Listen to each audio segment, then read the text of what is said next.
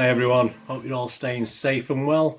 Welcome to my film and TV channel, and we have a film review today, and we're going to look at in these COVID times we always need something to uplift us, don't we? So we're going to look at a disaster film that's where the world's going to come to an end. So we'll just watch that to cheer ourselves up, shall we? So we're going to have a look at this. Has been available, I think, in the US for a few weeks or even months. But it's not sort of been readily available in the UK here as I'm doing this, so it's quite interesting. There's lots of reviews anyway out there, so at least we've got plenty to go at. Yeah, I watched it. I quite liked it.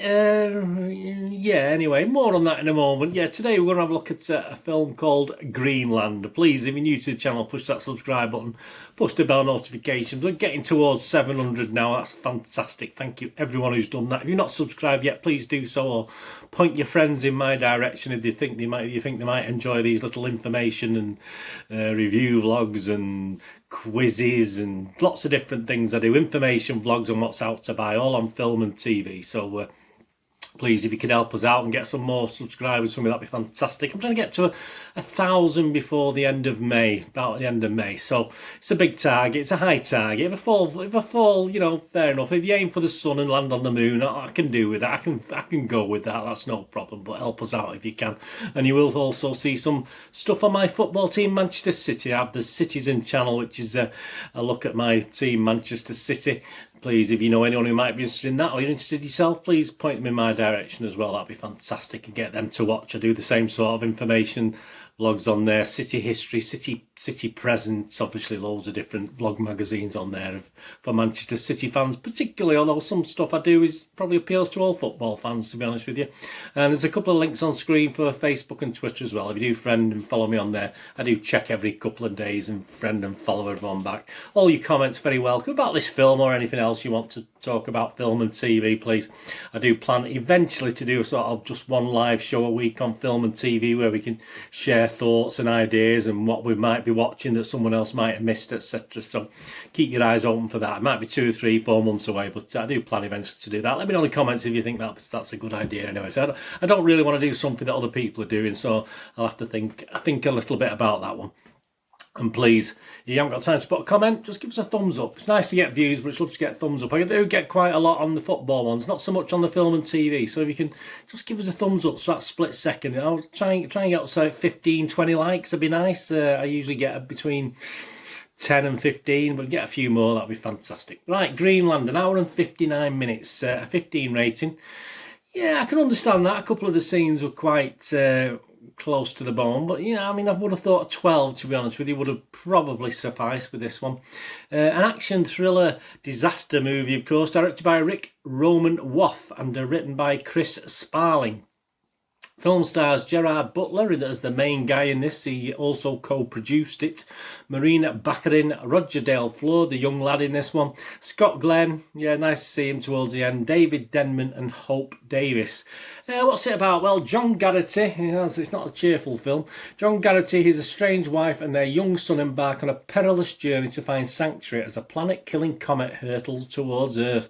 Amid terrifying accounts of cities getting levelled, the Garritys experience the best and worst in humanity. As the countdown to the global apocalypse approaches zero, their incredible trek culminates in a desperate and last-minute flight to a possible safe haven. Hallelujah. Yeah, I watched the trailer. The trailer's very good, as you'd expect. I would mark the trailer 7 out of 10. Yeah, I've watched the trailer. It doesn't film doesn't overly disappoint compared to the trailer, but a nice trailer. If you like the trailer, you might like the film. The film's available on HBO Max, as far as I know, in the US, and certainly on Amazon Prime. So please check your territories for availability of this. But as I said, it's sort of newish in the UK, but I think wherever you are outside of the UK, you might have seen this or have had it available for a while. If you've seen it, you might not be watching me unless you like to see what I think of it. Yeah, it was released theatrically, actually, in other territories on July the 29th, 2020. So it did have a theatrical release, and it did receive general positive reviews. It grossed $47 million. That's not bad in this COVID age, to be honest with you. That's the highest, one of the highest I've seen. And it did have a production budget of $35 million. So they reckon if you've got a production budget of $35 million, you need to be clawing back about 3 or 4 times that to make a profit. So they've still got a little bit to go, haven't they? Hopefully the streaming, etc. will sort that out. Rotten Tomatoes, yeah, did they like it? Yeah, not bad. It's got a 77% positivity rate and approval rating. That's based on 128 reviews. As I said, there's plenty of reviews today. It's getting an average rating of 6.2 out of 10. And 99 fresh, 29 rotten, so not a total disaster. The website's consensus reads, "Beware comets of Greenland. Gerard Butler is here to protect Earth and show audiences an improbably entertaining time." Yes, he certainly does. Well, Gerard Butler's Gerard Butler, isn't he? It doesn't matter. A lot of these actors, they are who they are. They act themselves, don't they? Don't worry with strange accents or different voices. They just play themselves, and Gerard Butler's more or less one of those, isn't he? Audience on Rotten Tomatoes, yeah, they quite liked it. 65% positivity based on over 1,000 reviews on there. The other site we'll look at, of course, Metacritic, the reviews on there, it has a weighted average of 63 out of 100. So again, not too shabby, not too bad. That's based on 23 critics with 16 positive, 6 mixed and just 1 negative. And it scores anywhere between 50 out of 100 to 83 out of 100. The playlist Andrew Crump, he wasn't overly impressed, but he still gave it 58 out of 100. That's not bad.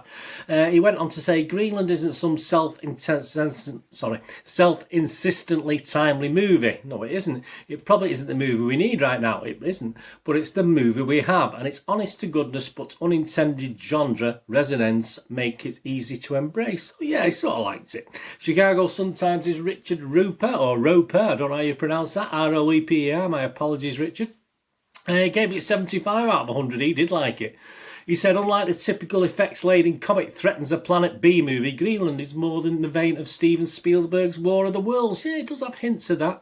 I prefer War of the Worlds, perhaps, just about, with the scenes of chaos and destruction serving as a backdrop for the story of one family's desperate quest for survival, even when circumstances have ripped them apart. They certainly do. Internet Movie Database, Joe Public, you and me, 53,537 scores and reviews have been left as I'm doing this vlog. So as I say, it's been around, this one, and it's got a very credible 6.4 out of 10 for that amount of reviews and scores. That's not a bad little score. Some of the positives on the headlines: a good, fun, ridiculous film, pleasantly surprising, entertaining drivel. Yeah, these are kind.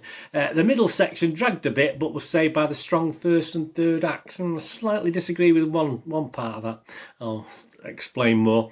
Not bad, not great, said someone else. And the other positive, standard but entertaining disaster movie. And there's lots of positives. I've just picked out a few there. There were negatives, as you'd expect, with a score of only just over 6. Painfully slow, I won't particularly say that. Boring, melodramatic with little action. Easily forgettable. I don't know, perhaps I only started watching halfway through and turned off before the last third. I'm not too sure. Worst film I've ever seen, said someone else. Someone else said, "Don't bother." Well, I did. And someone else said, "It's a disaster of a movie." Yeah, well, we can see what you're doing there. My little thoughts on this. Yeah, as I said, a 6.4 out of 10 on Internet Movie Database isn't too shabby based on over 50,000 scores, to be honest with you. You can see that early doors in a film with a lot of people who had something to do with the film get on quick and post good positive comments. But when you had that many scores left, it's not a bad overall. It's not going to change much, put it that way. It's, whether it goes to 100,000 or 200,000, it's not going to change much now from 6.4, so it will be up there. I don't think War of the Worlds scored that much more, if it did score more, to be honest with you. Yeah, of course there's silly elements to the film. I mean, you're talking, it is what it is. It's a disaster movie, and it is basically a turn your brain off, not think too much about it, and just go with the flow. And if you do that, it's not that bad. It's entertaining. I mean, it's not the biggest budget for a disaster movie, although 38 million isn't a small amount of money. But if you consider what a good, old-fashioned disaster movie would cost, it's not a lot of money. So it probably does put it just about into the B movie category. Although, say, 38 million is still a lot of money. And then this is sort of reflected in some toned down effects, which are okay, don't get me wrong, some good CGI, but not the greatest. Certain parts of the film work. I thought the opening 30 minutes were excellent, and then it turns into a bit of a road movie, which got a bit hit and miss for me. I got a little bit, not bored, but I got a little bit Just put my phone on. I'll just check my phone for a minute. I got to that stage with the sort of middle act of it, and the final third of the film just got a little bit silly as well. It's a shame, as I say, it was a great opening.